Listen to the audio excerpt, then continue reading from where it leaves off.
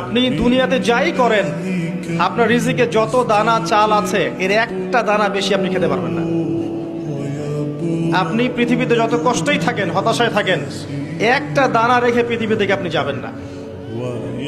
তাই রিজিকের জন্য ঘুষ, সুদ, দুর্নীতি, অন্যের সম্পদ আত্মসাৎ করা, প্রতারণা, সিন্ডিকেট, মাপে কম দেওয়া এগুলো ছেড়ে দেন। আপনার রিজিক আপনার কাছেই আছে, কেউ কেড়ে নিতে পারবে না। মৌত যেমন মানুষকে খোঁজে, রিজিক তেমন মানুষকে খোঁজে।